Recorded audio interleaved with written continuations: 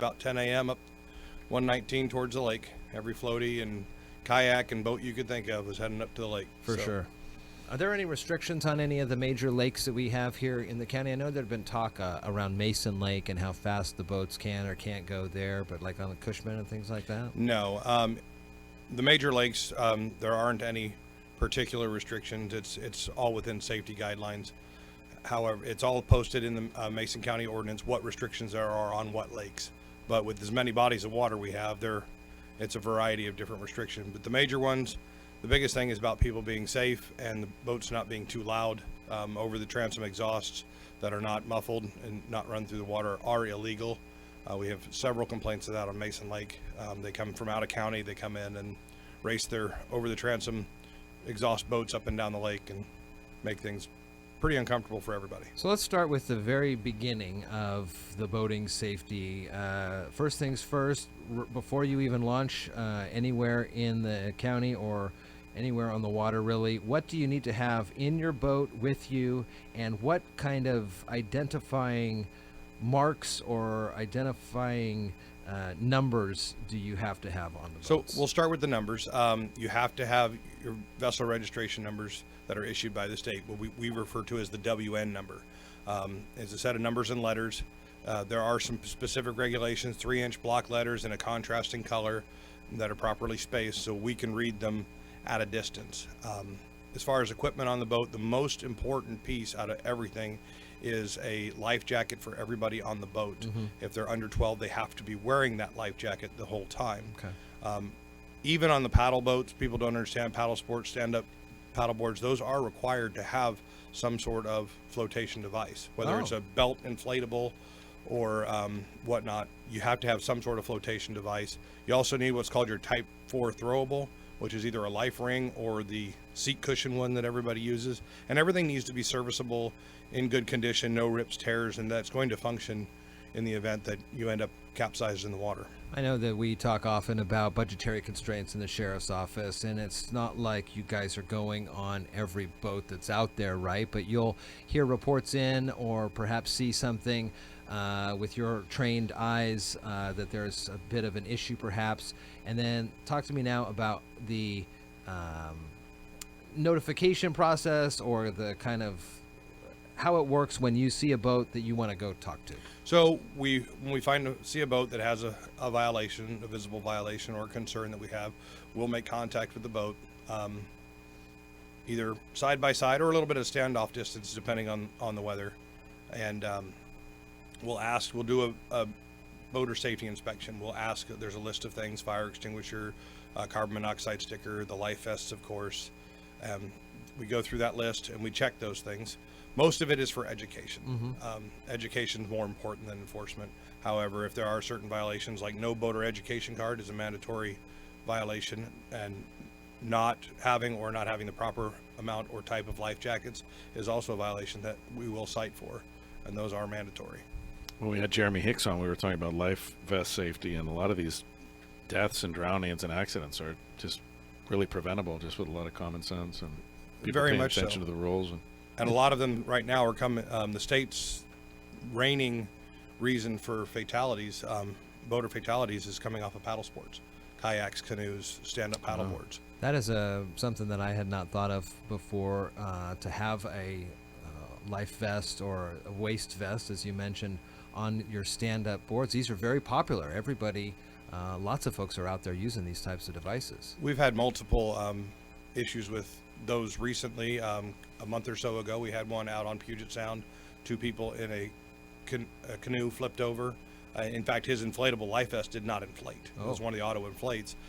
They were rescued by a good Samaritan who was happening to launch his boat at Arcadia Point. Went and got him before we were able to get there, which was great. The weather was terrible. The water was still cold. It's always cold here, regardless of the time of year.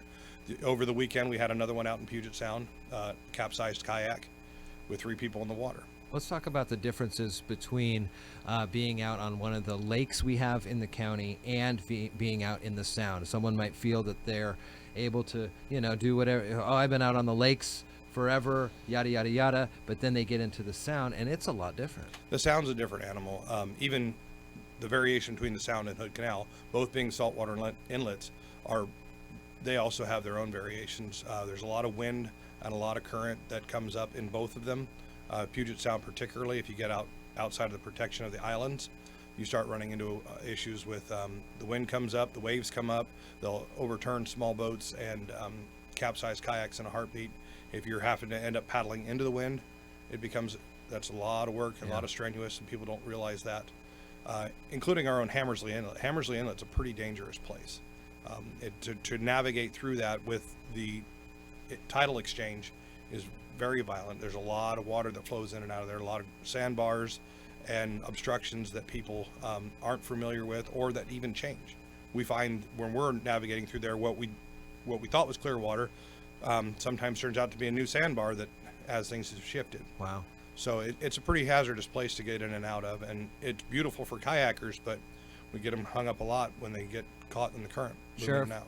what are we doing about the staffing levels, and do you have to move some folks from this department to maybe focus on the water areas a little bit more, or is it Trevor and his crew are specifically trained to deal with this, and you're unable to maybe move some Well, folks we've only around? got so many staff. Yeah. And Trevor and the chief sit down and they look at, our peak times from the past and which areas and bodies of water have the most activity and when, and they try to be on the water at that time. But usually that's the same time when you hit the 4th of July weekend and Labor Day weekend and all those. It's the same time that everything on land side is just as busy. So they sit down and try to put in the Marine Patrol units in the water at those times that are the most active in the peak times to cover those areas that we can get into.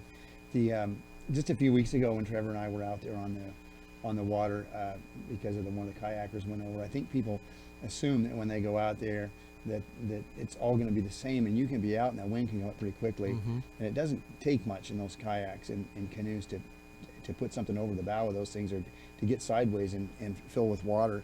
And the life jackets are extremely important, but also, I dove on a rescue team and used to have to dive for people that didn't make it back. And in most all those incidences, they were all incidences where people didn't have some type of life jacket or something on, and they could have. And so I talked to you last year and this year again, this spring, I always talk about the 70-degree rule. That first day it goes over to 70 around here, it dries up people's brain cells, and it just, and the common sense goes out the window. And a lot of that, when you ask what's the first thing to bring aboard, it's common sense. Mm-hmm. And you kind of take a look out there and think about what's going on. If the weather's already not looking so great and you get out in one of these open bodies of water out there in Hammersley Inlet, and that wind is already coming up, and you paddle for the center, it's not very good thinking. And some people are putting themselves in bad circumstances that ends up putting our people or the Coast Guard or somebody else in a tough circumstance too. So we talked a little bit about what you need to have on the water on your boat with identification and things like that. What about on land as you're moving your watercraft from either your home or your storage facility to where you're going to set off? What are some things that people need to remember, whether it's license plates on the trailers? I was just going to say license plates, tabs, and a lot of times it's because they sit and they get tail lights and turn signals. They're either not plugged in or they've been in the water so many times they've got water in them. The number of trailers that you see going down the road with one or no brake lights or tail lights, it's problematic. And some people throw the stuff on board and they're gone, and the brake lights aren't working, or the turn signals aren't working, or tabs didn't get put on that year, or the license plate's obstructed or completely torn off. It's all those things that you kind of get those ready before boating season starts really helps. We were talking and getting ready for our fire prevention awareness forum that's next Tuesday, and one of the things we were talking about is how the dragging of chains can cause wildfires as well, right down the, these sparks will fly, and that's another thing folks need to make sure they're aware of.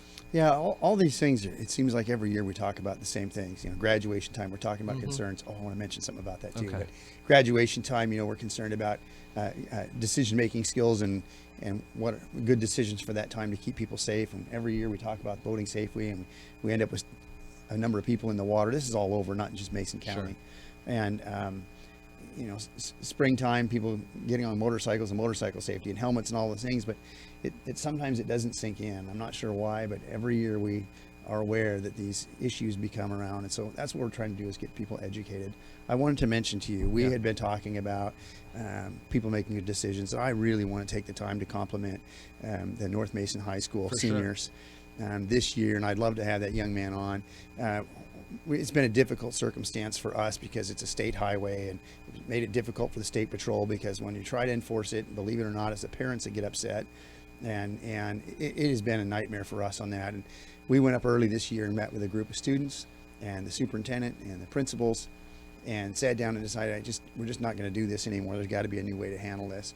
And you know, one of the students stepped up and put out a letter. Took a lot of criticism from adults for saying that this was an unsafe practice and we need to change it. We're And they talking did about the senior slowdown. the senior slowdown, and they did a great job. So thank you for that, for making it safer for all the students up there in the motoring public. Yeah, that was a big change, and I think a welcome change, not only to you folks in law enforcement who have to keep your eyes not only on the kids slowing things down, but the drivers who decide that they don't want to deal with this and zip around everybody, and folks are darting in and out. So yeah, that was a good one. And Captain Mayor and Sergeant Atkinson's in patrol for bringing a number of troopers into the area for that, and, Yeah. and it worked out well. So thank you to those students. Trevor, finally, before we let you go, where do you go online or in person to register, get your boater safety card, or make sure that your vessel is properly registered with the state? Boater registration cards. There is an online class that you can do. You can do it from the comfort of your own home. We offer 2 classes a year. We have one coming up here in June, and I believe it's the 29th. I have to remember. And one in August. We offer them, as well as State Parks. State Parks website has everything you need and all the links you need for boating programs, boating safety, where to go to get your mandatory boater education card. All sorts of different links and different things that'll really help you get through that.